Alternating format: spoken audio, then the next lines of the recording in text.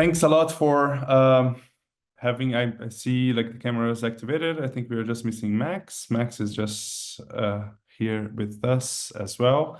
Thank you so much for being with us here today. Oh, Peter, okay, we are seeing Okapi.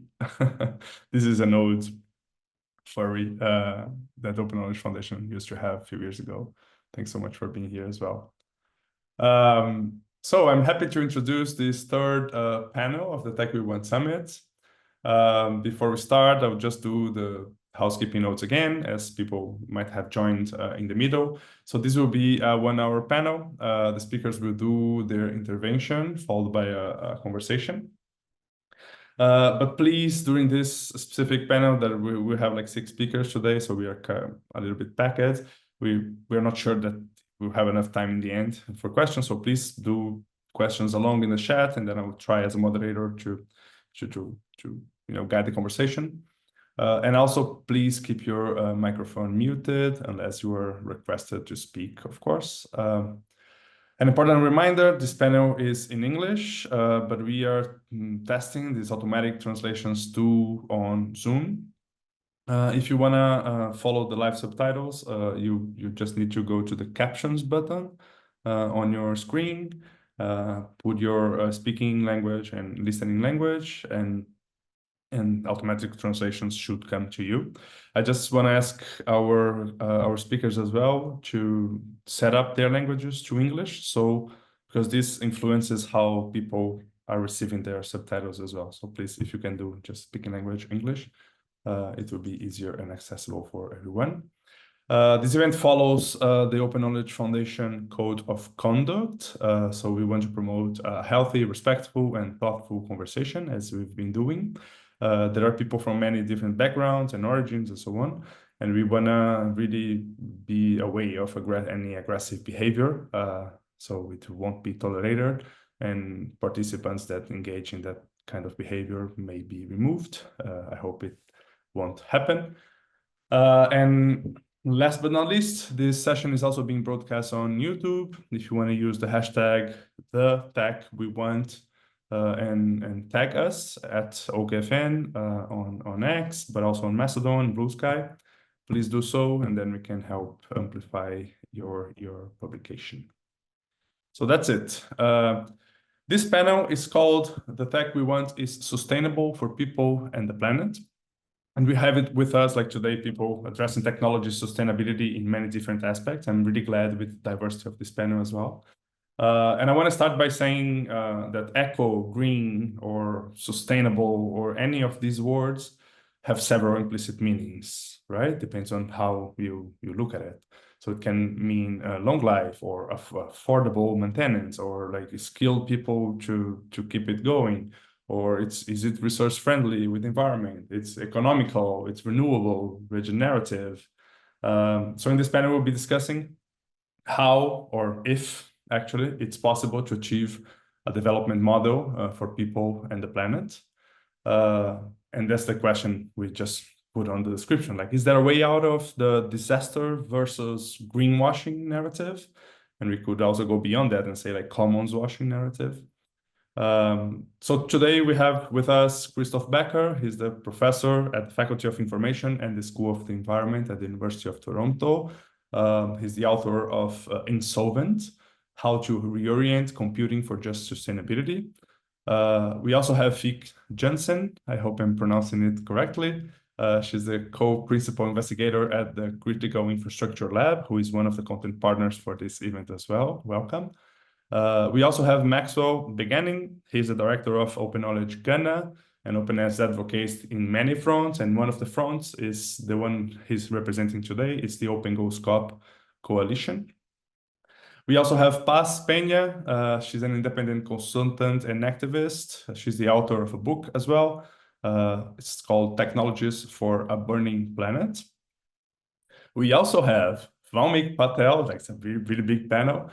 He's a data scientist at the Patrick J. McGovern Foundation, who is kindly supporting the development of the Open Data Editor. So thank you publicly for that. And last but not least, we have Shweata Hegde. I hope I'm pronouncing it as well, correctly as well. She's a developer at the semanticClimate project and a young India fellow at Ashoka University. As you can see, we have like old and new fellows. We have people from actually all around the world. Thank you for joining in your time zones. And I'm going to start with this really simple but tricky question. And then each participant and each speaker can do their presentation around this question, and then we can bring or find some time for discussion, right? So here's the question. Is it really possible to build a sustainable technology stack? How and what does it mean? Let's start in the order that I just said. Let's start with Christoph Becker from the University of Toronto, please. Thank you. Yeah, so maybe first of all, today when I say sustainable tech, I mean tech that is ecologically sustainable in the way kind of that the bicycle is and the hybrid SUV is not. So this tech is not only energy efficient, more importantly, we need to look at how it relates to its surroundings. So sustainable tech for me works with simple, robust infrastructure that is low maintenance. It does not pollute or kill or exhaust, burn fossil fuels, destroy its surroundings. It's healthy for its users and for those around it. It's repairable, low cost, simple. It fosters local activity and exchange. And these qualities are technical, environmental, economic, individual, and social qualities.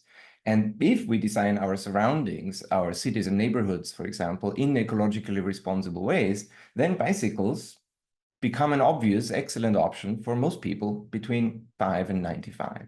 So what's the equivalent in software? I think we have many of these tools already, but it's definitely not large language models or anything that incorporates them. And sustainable tech cannot be tech that causes wasting or killing or pollution. It has to be tech that fosters community and repair and care and commons and conviviality much more than convenience. And so sustainable tech must be understood for me through an ecological lens. And currently in the conversation around sustainable tech and especially green tech, many of these aspects are overlooked. Many people talk about energy efficiency, but we have to understand that energy efficiency is extremely narrow, and actually improving it is often not a reliable way to become sustainable. Even if you make big improvements in energy efficiency in places that are terrible, like generative AI, the outcome is often not lower energy consumption, but higher production. So for example, let's say you run a business working in generative AI. I hope you don't, but if you would, your energy consumption would be terrible. But if, let's say I offer you an algorithm that doubles your energy efficiency for inference, so when you apply the language model, that uses about 60 to 70% of the energy, so that would bring down your energy consumption by some 30, 35%. And now you have a choice between three options. If you're a business, you run the same amount of service as before, cut energy by 30%, or you use the same amount of compute and energy to double your production and sell twice as much content, twice as much spam. Or since you can sell twice as much for the same cost, your return on investment just exploded. So you could invest in growth. And you probably all know that what's happening in practice is option 3. That's how we get more waste, more content, more enshittification, and more data centers powered by nuclear reactors and fossil fuels. So in a sense, LLMs really are the SUVs of computing. But yes, energy efficiency can still be a good thing, but sustainable tech is so much more than that. And it is also more than maintainability. When we design tech, we always also redesign its surroundings. We change behaviors and incentives and possibilities and information flows. And so tech reconfigures and changes who gets to do and see what, and that is political. So the goal of sustainable tech is very closely linked to political and accessible tech. And sustainability is always a question of equity and justice as well. And so, yes, I firmly believe it is possible to make sustainable, careful, convivial tech. And I think many people are doing that, and we'll see some of it in the demos. But there's also, as was mentioned, endless greenwashing. And personally, I often encounter good people full of good intentions who end up doing harmful, unsustainable tech, not because they want to, but because today we often find ourselves in a context in which making tech sustainable and just is just extremely hard. The odds are often stacked against it. And I think that I'd say that there are two facets to that. One is the way we think. And in my book, Insolvent, I write about how the way of thinking and computing is shaped by a belief system that makes it so easy to perceive the world as a set of solvable problems, and then to think of the work of development as something neutral. And that is a comforting illusion that hides the damage that it produces. And the other aspect is structural. We need to recognize that pathways to sustainable tech are the same pathways that involve global system change. And the current ecosystem of tech is very much tied up with this economic system structured around colonial pathways of extraction, accumulation, exploitation, and destruction. And the truth is that economic growth and material footprint are the same. There is no decoupling them. And in a finite ecosystem like our planet, compound expansion of material activity always ends, either by disaster or by design, either by collapse or by what some would call degrowth. So the idea of development as growth is leading us over a cliff, and even the United Nations has just agreed in the Pact for the Future that the world needs goals other than economic growth. And as you probably are aware, the final IPCC assessment report said we need rapid, far-reaching, and unprecedented changes. And so sustainable tech and climate action and anti-colonialism, they're all very closely related. And it's not a situation where one of these things comes first. What we need and what we're working on and what we're seeing is change on all the levels. We need small projects that show how things can be done differently. We need medium initiatives to coordinate and influence policy and translate possibilities and practices from one place to the other. And when we argue for regulation and policy, when we argue to tax and defund big tech and refund communities, for example, then we need the small successes to point to and say, look, it's possible to do things differently. What if we do it here? And so to me, sustainable tech looks much less like the electrification of SUVs and much more like the design of accessible bike routes. And it's often infrastructure, open infrastructure and care that creates the conditions that make sustainable tech possible. So I really appreciated the previous panel just now. It's wonderful. And so what excites me is to see more participatory public interest tech, or when I see people organize to found a startup as a cooperative and then make sure they can never be bought out by structuring themselves in that way so that they can work with communities to address real needs with care. So for me, that's where sustainable tech starts. Thanks. Thank you so much, Christoph. Next one will be Fieke, please. You ready to speak? Yeah. Hi, thanks, Lucas, and thanks, Christoph. So the question, is it really possible to build sustainable sustainable stack? I think my answer would be no. And I think we have to really first understand what is actually the problem we're talking about. Because I think other people in this panel will also talk about it, but internet infrastructures are inherently violent. If we look at sort of the history of sort of how it's built, it has never gone with any acknowledgement of what it requires, sort of what damage it causes or what violence it inflicts on people who live in areas where mining happens, where the production of our hardware happens, where silicon production happens. And I think we have been so bought in, including me from the start, sort of in this Silicon Valley Kool-Aid of the internet as a liberating force, the cloud as an immaterial object, that we have always ignored the violent side of the internet, of the stack. And I think sort of before we can even talk about sustainability, there first has to be a reckoning that internet infrastructure is inherently violent. And then we can have a conversation about how do we reorient this, or how do we redistribute the good and the harms as well. So that's why I think the answer will be no. That doesn't mean that we have to stop there. It just means that we start from a different starting point. And so having said that, maybe I'll go into also the previous speaker sort of also nudged upon this. I think there's a difference between making things better, making existing practices better, and doing better things. And I really want to make the emphasis between this. Making things better, if you leave it to the market, sustainability comes in energy optimization, doing more with less energy, primarily the energy use for the operational side of the internet. And this has less to do with sustainability and more with the rising energy prices, for instance, in Europe, that everybody wants to sort of do more computing with less energy resources. Then if we look at the hardware side, there's very little discussion about sort of end of life, reuse, recycle. How can we do this? There's a professor in the UK, Van der Brouw. He's talking about sufficient computing, and he says we need to do the end of life of hardware and data centers needs to be extended from 3 to 5 years to 11 to 17 years to account only for the embodied carbon. So the carbon that is created during the manufacturing process. And just to think about it, most data centers throw their stuff away after 3 to 5 years, and it has to be extended to 11 to 17 years. So I think there's so many things where we can actually make things better just by doing very simple things, end of life, optimization. But I think these things will happen naturally because one, energy prices on the rise. Two, there's more and more talk about sort of supply chain shortages. So also this refurbishment of hardware in the end will happen.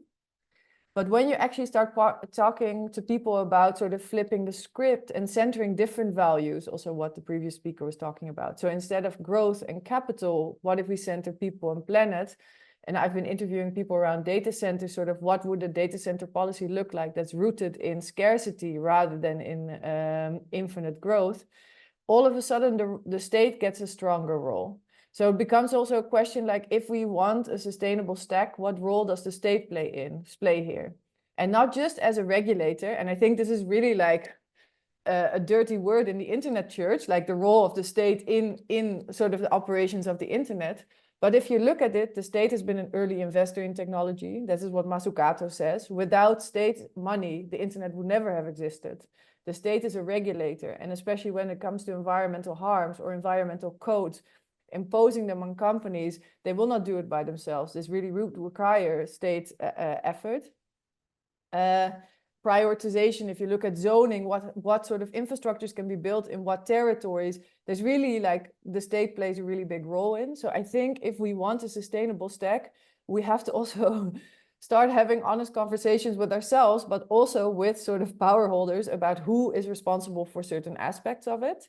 And these are hard conversations. But then not only sort of like flipping the script a little bit of like, what is then the role of the state in sort of pushing forward, maybe designing in scarcity. I think we really have to start reimagining things and push the state also to invest in this.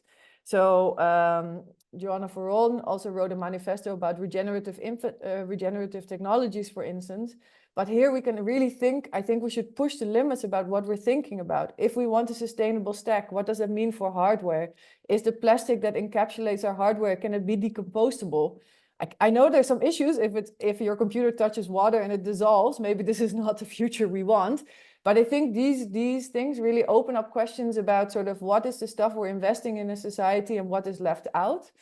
And one of my colleagues, Maxigas, once said like, we spent 50 years investing in silicon chips needed for us to run the internet and our hardware. But what if we start investing in post-silicon computing? Can we then create a type of hardware, for example, that is not that is less environmental bad, that really can like be refurbished, updated, that end of life can be different, maybe even decomposable infrastructure. So I really also want to encourage people in the community to start thinking beyond sort of not only making things better or what is the role of the state, but if we can push certain frameworks or certain ideas forward, what would it be that are not rooted in optimization or things that I think will naturally happen. So I'll leave it at that. Thank you so much, Fieke. Yeah, many questions without answers, and thanks for your new questions. And I'm just thinking about like how to have like a non-silicon computer, like that those should be like the kind of like radical questions that we should make. So next, let's go to Maxwell Beganim. Are you ready for? Oh, you're sharing slides. That's fine. Is everyone seeing his screen? Oops. No. Hello, can you see my screen? I can, yes. All right, so Go ahead, I think Max. it's still welcome. Great. All right, thank you very much for the opportunity to present today on Open Goals Corp in tandem with the tech that we want and then sustainability tech. My name is Maxwell Beganim, and then I co-lead the Open Goals COP. Okay, so the Open Goals COP, it's actually a coalition of 4 organizations for now. Wiki Green Initiative that is responsible for a number of climate action tech-related conversations, and then of course Open Knowledge Network, Open Climate Campaign, and then Open Data Charter. So these are organizations that have come together to push and change the narrative of openness in terms of climate action. Now, I'll give a quick background on the whole concept and idea of what we are trying to achieve as Open Goals COP. So we would all recognize the evidence of climate change, which is, scientifically proven that yes, the climate is changing. And there are a number of open platforms that you can access some of this research as well. And that's one of the main aim of the Open Goals COP.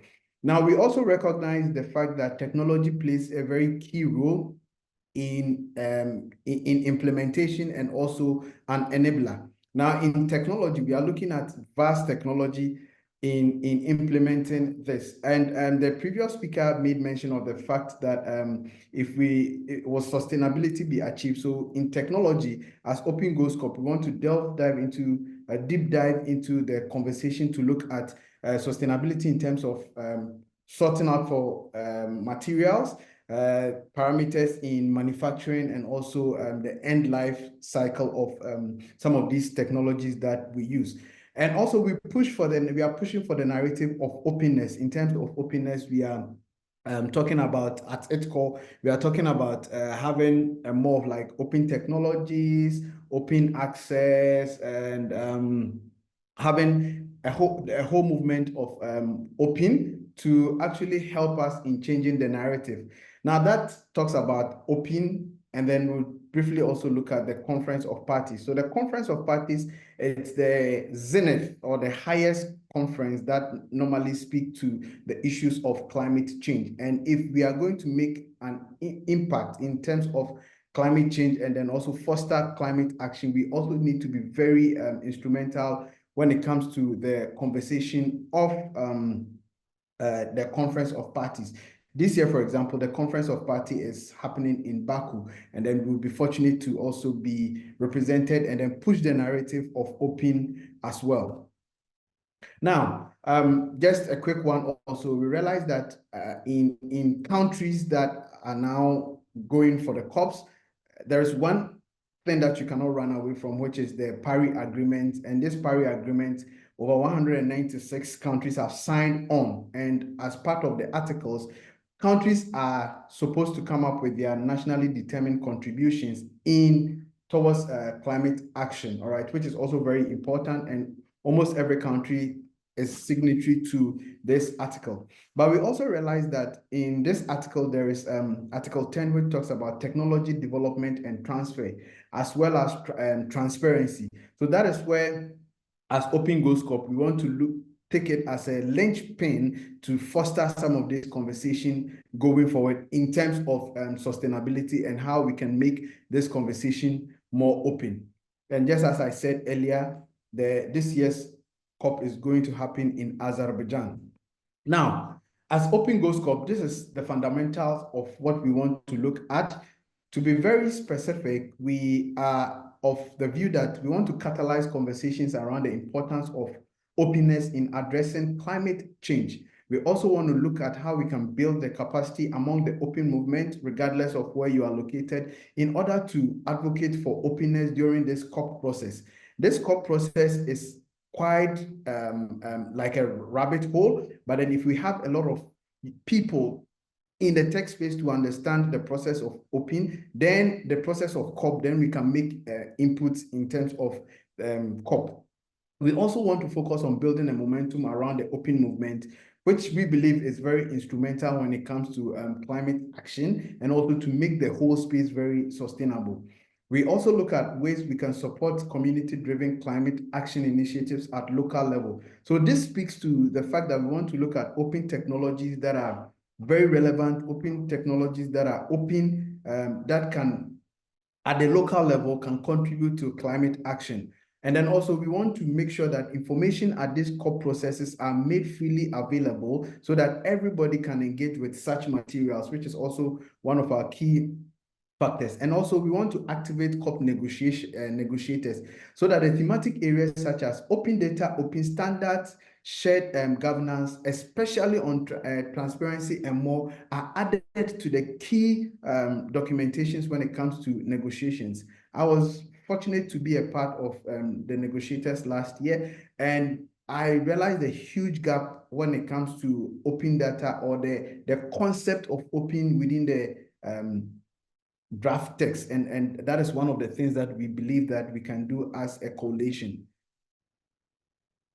Yes, and as a coalition, we've come far. We launched our initiative on World Environment Day, June 5th. And then after the launch, we also had a second webinar on the 7th of July. And also, we were also fortunate to have a presentation at Wikimania, speaking on open as a prerequisite for solving the climate crisis, all right? And then lastly, we had a webinar on September 4th, where we also focused on how we can build synergies and strategies as a coalition, because this is a movement that we want to have everybody on board and to be very inclusive. Now, this is just a depiction of how our launch went. Then some of the initiatives from some of the sessions that we did was to look at open up guidelines, as well as the climate diaries, which are all technologies that are open. And then we want to use this platform to be able to exacerbate what they are doing, communicate it, make sure that open advocates are able to adapt and adopt some of these technologies to suit the context that we are working in towards climate action. So these are some of the updates that we have on our website that I believe that it's engaging. We have all the podcasts of the sessions that we did. And I want to end here, but then throw more light on the value chain and technology as well. We believe that sustainability can be achieved, and we need everybody on board. And also we need to look at issues of electronic waste, issue of product life cycle, issue of manufacturing, and then even user or consumer pro-environmental behavior when it comes to using tech and understanding tech, involving all the stakeholders that are involved. So I want to end my presentation here. Thank you very much. Thank you, Max. Can I please stop sharing? Yeah, great. Thank you. Something Fieke just said before, right? Like we need to talk to the power holders. This is one initiative trying to do that. That's nice. And another note about Max's presentations is that the Climate Diary project will be among the tech demos that we'll have tomorrow. So it's also an invitation for you guys to watch. Let's go to Paz now. Welcome, Paz. And let's get back to our question. Is it possible to build a sustainable software stack? What do you think? Thank you, Lucas. I was hearing Christoph hearing the example of bicycles, which is of course brilliant. But I also was thinking that I was reading some news piece the other day about the emergence of e-bikes in the Netherlands, and how they are like the techno-capitalism is trying to fix something that is not broken, which is always amazing to hear. And I also I have to agree with Fieke, the logic of data exploitation, which dominates technology development today, and which is a sort of a new colonial project, cannot be sustainable at all. We need, in a way, to recognize the historical colonial logics where we stand today. So, of course, I agree with that. But I would like to introduce 3 ideas to the discussion, which are kind of the same that the previous colleagues have been talking about. But first, I think it's important that we must never forget that the need for sustainable technology comes at the crossroads of the climate and ecological crisis, which is, above all, a crisis of extinction, right? So it's easy to lose sight of the true magnitude of our predicament, no? If we continue to adhere to the extractivist logics of current economic development, driven by the misguided belief in human supremacy, we risk a future where human extinction becomes a real possibility due to the irreversible climatic changes. So in other words, we need for sustainable technology, or the need for sustainable technology is not because we want to be just green, but it's because we want to survive, no? Human and non-human. And we need to be super clear about this. This is not just a whim. I mean, this is a real, complete human crisis, no? This is first. The second is that if we want digital technology to stop representing the colonial project of white human supremacy, we need to think deeply about what sustainability means, right? So the Western approach to sustainability searches for a balance between the social, economic, and environmental requirements of present and future generations, right? However, such an approach is mainly focused on human well-being and is still based on a utilitarian attitude, no, towards nature, where nature is separated from humans and only serves its whims. So it recognizes the need of a change of direction, but it does not really question leading concepts such as development or economic growth, as my previous colleagues have been also talking about. So we don't need to invent the wheel again, no? For example, for most indigenous peoples, sustainability is the result of conscious and intentional strategies designed to secure a balance between human beings and the nature, and to preserve that balance for the benefit of future generations. So we must, for example, ourselves, how to support technologies that instead of perpetuating the human nature divide, can think about interconnection and interdependence of all elements. So instead of an only utilitarian relation with nature and with those who provide nature, for example, mining countries or indigenous communities, the politics of respect, reciprocity, and care should prevail, no? So let's start thinking about what sustainability really means, and not only copy sustainability for big tech, no, in a way. And the third idea that I want to share with you is that we need policies to fit technodiversity if we really want to be sustainable in technology. So true ecological thinking, based on the ideas of the Chinese philosopher Juk Hui, true ecological thinking understands that human survival depends on biodiversity, not on the dominance of a single species, which means extinction, right? So sustainable technology cannot survive the concentration of large players, let alone all technological developments driving the techno-capitalist logic of exploitation, extractivism, and infinite growth on a finite earth.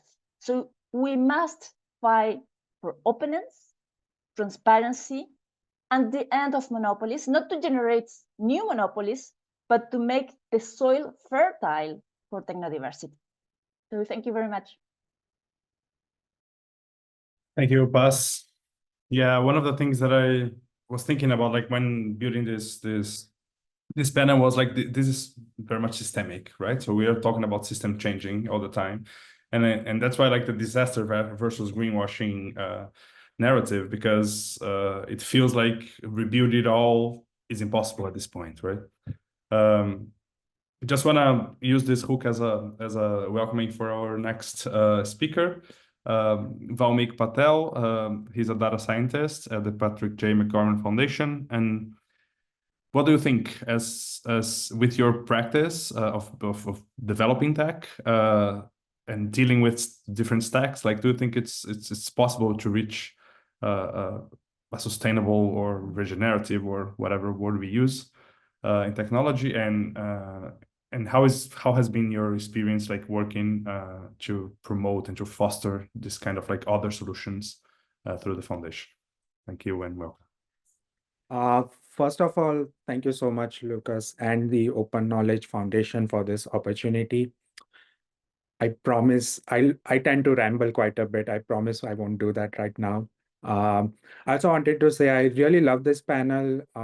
When you first reached out and about this, I was thinking, like, there's so many different ways you can define sustainability and then also approach the problem of sustainability in technology. And reason I love this panel is because we've heard so many different perspectives from, like a regulatory perspective, what we can do, more of a strategic perspective, how we think about sustainability. What I want to do is I want to focus on what an individual developer or the developer team, how you can think about sustainability when you are developing, especially in software development, and then sort of talk a little bit about some roadblocks and how, as a community, we can overcome them. So to get to your question, is it possible to develop sustainable technology? I would say yes, but then any question that starts with, is it possible? I always end up saying yes. I think the way I look at it right now, I think it's possible. It's just tough, like really tough. It's not easy. Like currently, for example, let's say we are focusing on just infrastructure, and I'm a small nonprofit. I want to make sure that I'm a small climate-related nonprofit. I have some tool and I've uploaded it. Like, I would really want to make sure that I'm using 100% renewable energy for my cloud hosting, but then that's pretty difficult to do right now. So but it's not impossible. For example, there is a cloud provider in Iceland called Greenhost that runs on 100% renewable energy. But then if I am going to use Greenhost instead of something like AWS, and then, I agree with Feek's point, like it's not, even if we do 100% renewable energy as the source of electricity for your cloud provider, that's not solving all the issues. But I still think as a developer, when you're thinking about it, that's an important step to think about, but it's not easy. AWS, like 20 million features that makes getting your product out much easier, whereas on Greenhost, you'll have to struggle. It's not supported that well, and it's difficult. But I think we can make it easier to do that. Currently, I've myself worked at a few startups before, and in my current role, I'm constantly working with many nonprofits that are trying to leverage technology for social good. And this has come up multiple times where sort of people start when they start their working on their product, they start with AWS, and now they are like, okay, now we have the resources and we want to switch, but it's actually, they make it really, really difficult to switch cloud providers. And then even in a future where, let's say we've reached a stage where we are not using silicon for building our computers, but we are using more sustainable material, etc. I think even in that case, it's going to be pretty tough to make that switch. And I think as individual developers, we can build tools to make that switch easier. We already have things like OpenTofu, Terraform, which make cloud deployment generally easier, and it makes it a little bit easier to switch between cloud providers. But at the same time, I think there's a lot more we can do as a community. We can build many more tools. So, it's instead of it taking months and months, maybe it just takes me a week to go from AWS to Greenhost and make my product a little bit better that way. Another thing, specifically when it comes to sort of how you build your website and what resources you are using, I mean, this is not something an individual developer can do, but just something that I was thinking about, which is here in the US, we have a energy rating system. So any electrical appliance that you buy, it comes with a sticker that gives you an energy rating. So why can't we have that for a website? I'm sure I know there are products that exist that evaluate the energy efficiency, but because it's not a regulation, no one really pays too much attention to it. So those were like a couple of thoughts I had when it comes to infrastructure. I think the most important thing, as in when we are thinking about sustainability and at least software development, is also related to the previous panel, I think, and which is open source projects. I think inherently by their nature, it's collective effort. So you reduce a lot of waste. And like Paz said, we don't need to reinvent the wheel again in most cases, instead of making it open source. And another thing that I feel like people don't talk about a lot when it comes to open source projects is that, I mean, of course, you are reducing waste, but at the same time, instead of 100 people going and building their own thing, they are using the open source project. But it's not just like, oh, use open source technology, also contribute to them. When you are using some open source technology, make sure you are contributing to that and making it better. By doing that, by 100 people doing that, you're also making your software more efficient. It uses less energy. It becomes more sustainable. So I think it's something very, very important. And there's like 20 different problems with that, by the way, which I think the last panel covered really well, especially when it comes to open source technology that's basically spearheaded by big tech companies. Not the biggest fan of that. And then also another thing with open source technologies is, especially with like startups and companies, I mean, most, like probably 99% of the startups don't survive for a long time.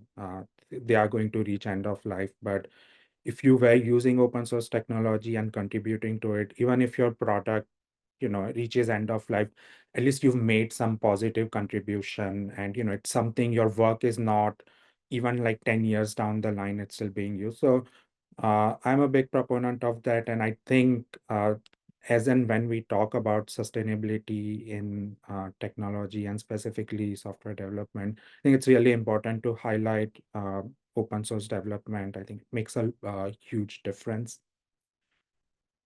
So those were a couple of things, sort of, I think they cover a lot of aspects, but more related to ecological sustainability as well. The last thing that I wanted to talk about and is more like dark patterns in user interactions. I think we all know a lot of applications and softwares are designed so that we spend the most amount of time or most amount of money on it. And I just, as and when you're thinking about, like, just from a selfish perspective, if you want people to use your product more, I don't think it's a good idea. Like, eventually you're pushing away people from your product. Maybe it will take a year or maybe it will take 10 years, but ultimately it's not going to work out. And I think it's also a case of intention, right? Like, when you are building products, your intention is to, like, the user should feel joy when using your product. They should feel good about it. You don't want to put them in this state of mind where they, not sure how to exactly describe it, but where they feel like oh, I'm missing out on something and I have to constantly swipe through my feed, or oh, I have to buy this thing. And even though you get that temporary dopamine hit, I don't think it's a good thing for your users and also not a good thing for your product. So yeah, I mean, I can go on and talk for 30 more minutes. I have a long list of things here. Stop my Yeah, rant here. no, thank you so much, Vomik. I'm just be aware of time and give enough time for our last speaker. Shweata is here with us. She's a young developer working at semanticClimate, which is an initiative that's exciting us a lot at the Open Knowledge Foundation, and I'll leave her explain to you. And hopefully we'll have a few minutes for a small conversation in the end. Thanks. Thank you With so you, much, Lucas. Shweata. I will take 6 minutes, not more, hopefully, so that we have enough time for discussion. I'm Shweata Hegde. I am a volunteer developer at semanticClimate and a Young India Fellow at Ashoka University. I will spend another 5 minutes talking about what semanticClimate is building, and I let you all decide on whether it's sustainable or not. All right. So, sorry. There's so much knowledge, climate knowledge out there, as Maxwell was also mentioning.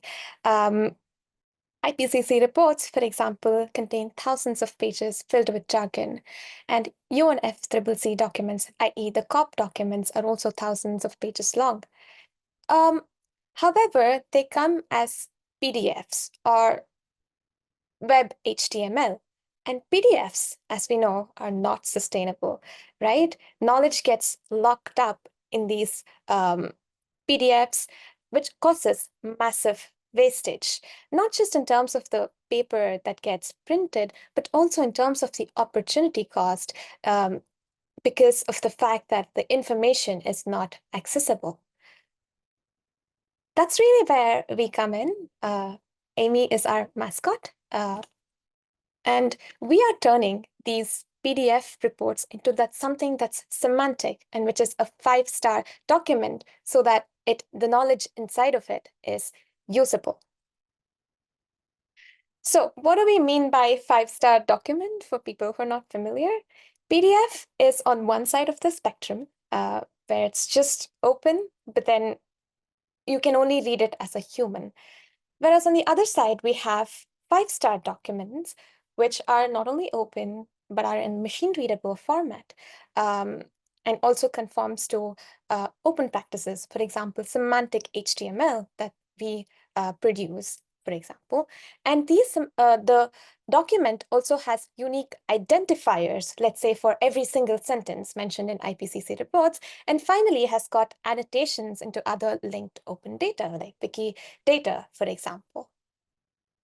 So semanticClimate, obviously with the help of Amy, is trying to build an engine to create linked open documents for IPCC reports, UNFCCC reports, and climate literature in general. In this diagram that you see here, IPCC website, UNFCCC website, and IPCC glossary are all 1-star documents. And our tools, AmyLib, PyGet papers, they turn these reports into something that's semantic, add annotations with the help of dictionaries, and make them 5-star documents. So 5-star dictionary, for example, as you can see, this is an example that we've made, has got terms and then unique identifiers attached to it, making it 5-star. In our case, the unique identifier comes directly from Wikidata, and Wikidata has information about a specific term in different languages, adding an additional context to these dictionary terms. Once we've made the information semantic, we can do a lot of things. For example, ingest all of this into a Wikibase instance so that the information sentences are queryable. We can ask exciting questions like, give me all the sentences that mention a specific country of our interest. And we can write a quick Sparkle query, and Wikibase does it for us. We've also turned the IPCC glossary into a 5-star document. We've scraped the IPCC webpage and then turned it into a semantic document and then enhanced it with Wikimedia information, such as pictures, definitions, and so on. And similarly, we built a knowledge graph off of the IPCC glossary because terms are interlinked with each other and we needed a representation for it as well. And going back to what Maxwell was saying, we have to make information about COP process accessible, right? But if they're stuck in a PDF report, nothing can be done. So at semanticClimate, we've turned the PDF COP documents into semantic HTML, and then using jQuery made databases out of it so that we can look up sentences that are relevant for the user. Now, sustainable tech, the tech that we've created, has been only possible because of the community. semanticClimate relies on interns that come through an internship program at National Institute of Plant Genome Research, and people from diverse parts of the country, India, join us for 3 to 6 month program. And most of the times they do not even know how to code. Like for me, for example, when I came in 4 years ago, I knew nothing about coding or open source world. And in the 4 years, I managed to develop a package, which is now being maintained by the successive interns in the community. And I think building this community of youth is really, really powerful in maintaining. We've discussed a lot of issues with maintenance, and I think building such a sustainable community is one way to go about the problems we currently face. And of course, the tech is also for the community. So we organize outreach events. For example, we have run hackathons for academics to try out our open source tools. We've done some in Delhi, in Gujarat, and so on. Similarly, we are also part of outreach events. Like, for example, our team took part in UN Datathon and UN Library Datathons, where we made the UN documents that is relevant to these organizations semantic. These are some useful links, and watch out for the demo by our team member Parijat tomorrow to learn more about our engine to make 5-star documents. And with that, I'd like to say that we have to make the climate knowledge documents 5-star and semantic. Only then can the documents become sustainable. PDFs are causing huge wastage. And I really related to what Christoph said. We are looking at switching to SUVs, that is AI models, to extract information from PDF reports, whereas we could have easily turned these PDF reports into semantic, i.e. fix the bicycle so that information can be extracted from these semantic reports itself. And with that, I would also like to say that maybe we should say open and semantic goes to COP too. So that's also something that I want to say to Maxwell. Thank you so much. Well, thank you so much, Shweata. It was so refreshing to hear from you. We are all, I feel like the old one in the room as well, like, and listening from you, like, you know, with all your energy is like really amazing. Thank you so much for being here and for your work.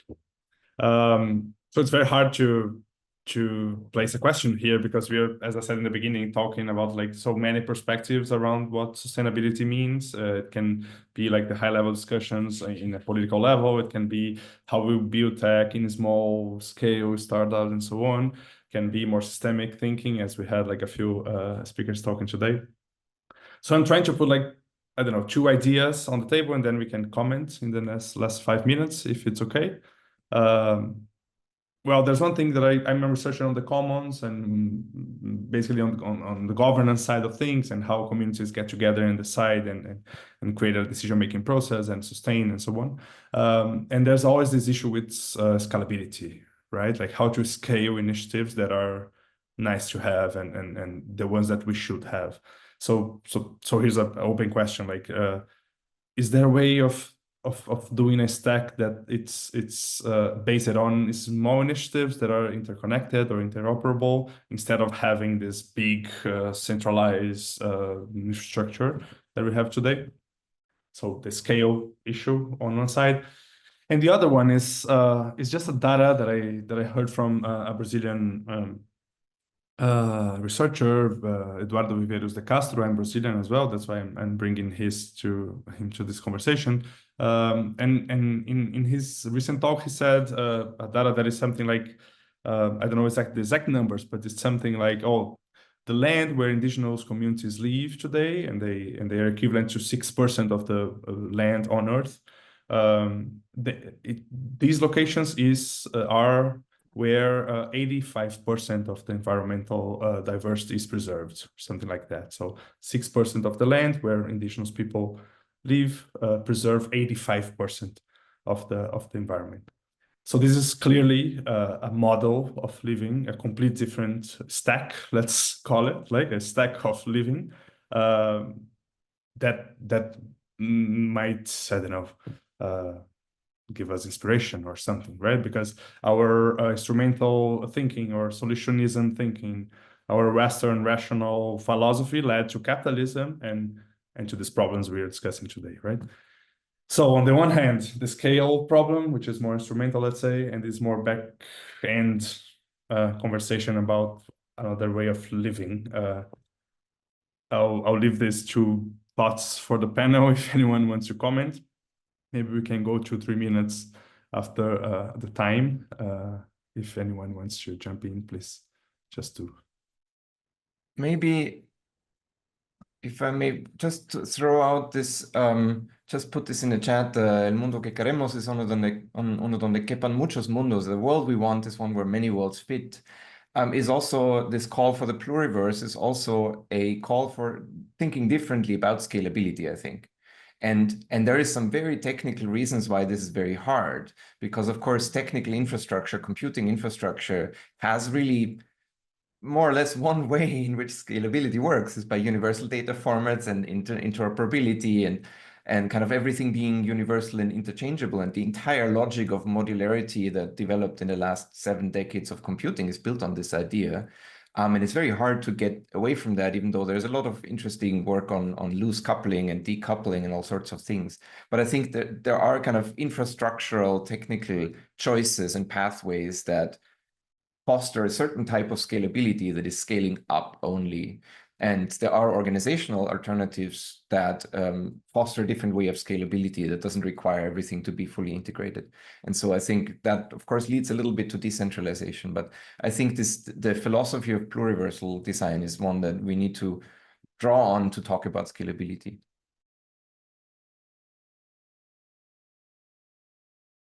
Thank you. Anyone wants to jump in and try to final words about those two thoughts? Yeah. Well, I think maybe like to piggyback on also the pluralism comment. I think when we think about scale, we think about it scaling in economic sense or like growing faster. But maybe we can think about scale in a different ways. We scale vertically instead of horizontally. Maybe we scale solidarity with other communities, and we scale back our assumption, like our drive for more capital or more profit or economic growth. Or maybe we look at scale as like, what is the intervention at the right scale for the problem? Like, I think the problem is the capitalist logic behind the internet, and no matter what sustainable efforts we do, if we don't address that, like whether can do decentralization, there's many ways we can try to address it. We will not find a solution at the right scale for what is the problem. So I think this scale, we see it in one way, but it can actually interpret in many different ways that can inspire us. And I would wish we had more solidarity actually for other communities and nature. Yeah, I just wanted to add, like languages are like, I think like, for example, if there's a tool that like automatically translates my website to a different language, that would be something super helpful and, would help with the vertical scaling. But I think at the same time, I think we currently live in a world where if you want to develop software, kind of need to know, if not, you kind of need to know a language based in the Latin script, because that's how programming works. And I think there's no reason we cannot develop programming languages in other scripts, and I think we should do that.